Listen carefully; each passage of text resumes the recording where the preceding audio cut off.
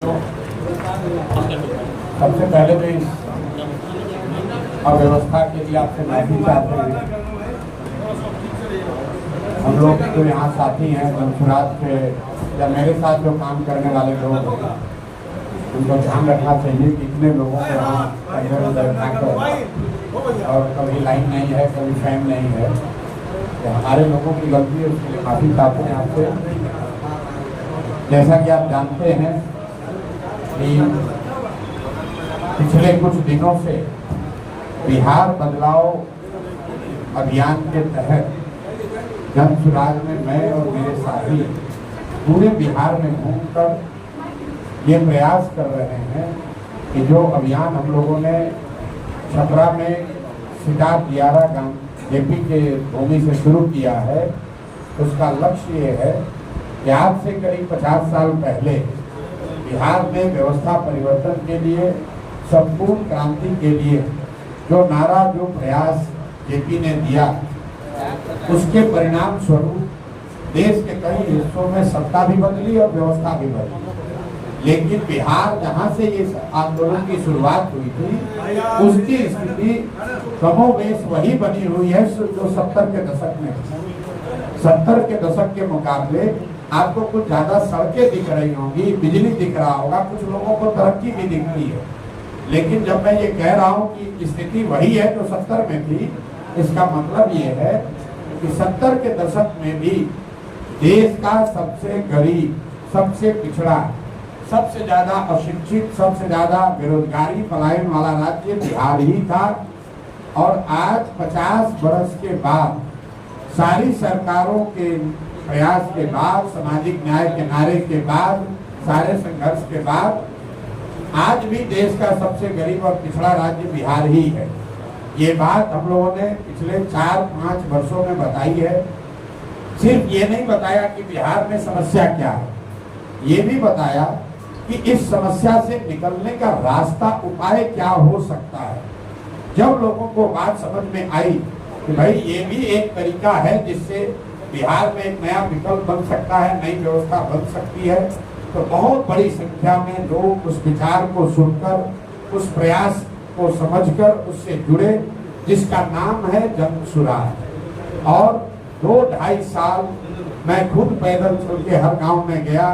करीब 5000 गांव में हम लोग पैदल गए, साथियों ने अपनी ओर से ताकत लगाई।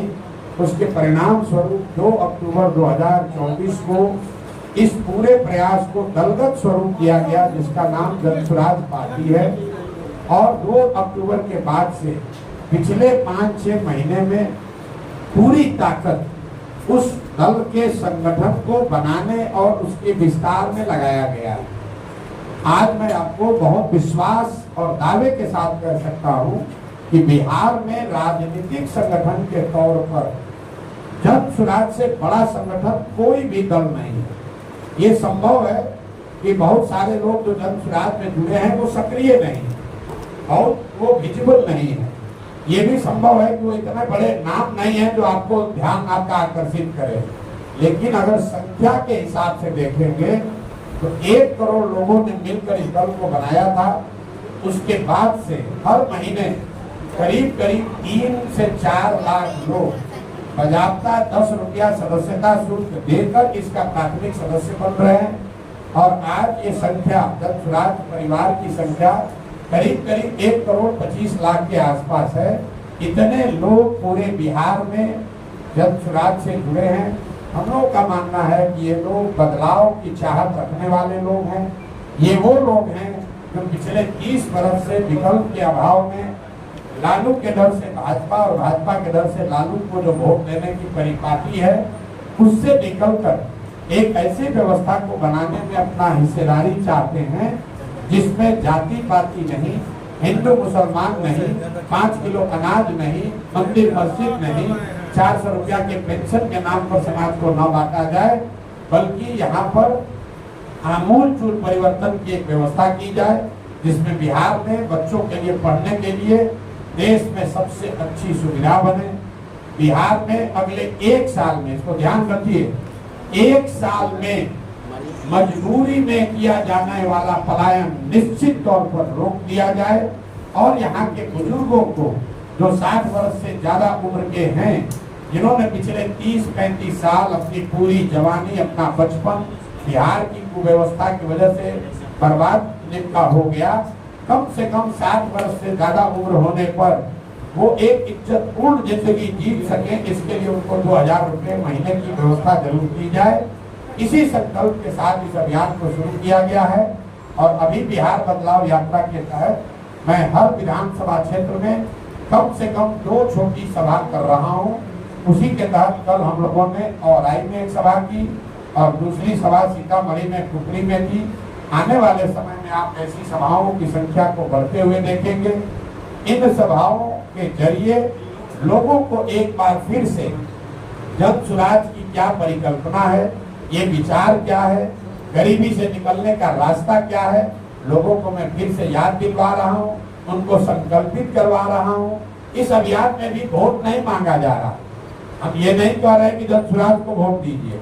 लोगों को एक ही संकल्प दिलाया जा रहा है कि वर्षों की आपकी बदहाली एक झटके में 5 महीने में खत्म हो सकती है, अगर आप ईमानदारी से 2 ही काम करना है। जो जिन नेताओं ने बिहार को लूटा है, वो नेता चाहे आपके जाति का हो या धर्म का, दल का हो या गांव का, उसको वोट नहीं देना है। इन सभाओं में लोग 2 ही संकल्प ले रहे हैं। पहला संकल्प कि जिन नेताओं ने बिहार को लूटा है, वो चाहे हमारे जाति का हो, धर्म का हो, गांव का हो, दल का हो, उसको हम लोग वोट नहीं देंगे। और दूसरा संकल्प हम लोग ले रहे हैं कि पहली बार बिहार में लोग, हर एक व्यक्ति अपने अपने बच्चों के लिए, अपने बच्चों के शिक्षा और रोजगार के लिए वोट करेगा। इस बार हम लोग को दूसरा कोई विषय नहीं चाहिए। पहले बच्चों की शिक्षा और रोजगार हो जाए तो हम लोग बाकी चीजों की चिंता करेंगे। मैंने आगे बढ़कर ये भी कहा है और आपके माध्यम से मुजफ्फरपुर की धरती पर उसको दोहरा रहा हूँ कि चाहे कोई भी प्रक्रिया हो, उसमें गलती हो सकती है। तो अगर जन सुराज का जो उम्मीदवार होगा वो अच्छा व्यक्ति नहीं है, अगर उससे बेहतर व्यक्ति कोई दूसरे दल से खड़ा है, मैं जन सुराज का अगुवा होने के बावजूद कैमरे पर लोगों से अपील कर रहा हूँ कि अगर जन सुराज से भी कोई गलत व्यक्ति खड़ा हो जाए तो उसको वोट मत दीजिए। आप एक ही संकल्प लीजिए कि बिहार में अच्छे व्यक्ति को वोट देंगे, अपने बच्चों के लिए वोट देंगे, बिहार में शिक्षा और रोजगार के लिए वोट देंगे। यही संकल्प को फिर से घर घर जाकर पहुंचाने के लिए बिहार बदलाव यात्रा हमने शुरू की है। सभी साथियों के सहयोग से आप देख रहे हैं कि ये कारवां बढ़ रहा है, लोगों को भीड़ दिख रही है। मुझे लोगों के आंखों में वो आशा दिख रही है, वो विश्वास दिख रहा है कि शायद बिहार की भी किस्मत अब 5 महीनों में बदलने वाली है। शायद बिहार में भी जिन्होंने सारे विश्वास खो दिया था, जिसका होप खत्म हो गया था, जिन लोगों ने मान लिया था कि बिहार में कुछ नहीं हो सकता है, उसको भी अब ये भीड़ दिखा रही है कि नहीं, हम लोग जातियों में बटा हुआ समाज हमको मानता है, लेकिन जब अपने बच्चों की बात आएगी, जब बच्चों की शिक्षा रोजगार की बात आएगी, जब बिहार के सम्मान की बात आएगी, तो हम लोग सारे एक हैं और बिहार के बच्चों के भविष्य के लिए सब मिलकर एक नई व्यवस्था बनाएंगे। आपका जो इसमें सवाल है, आप सवाल कर सकते हैं। बहुत बहुत धन्यवाद।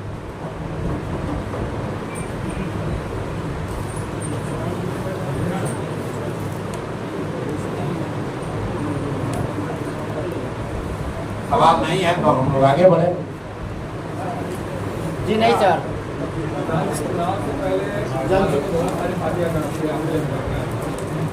हाँ,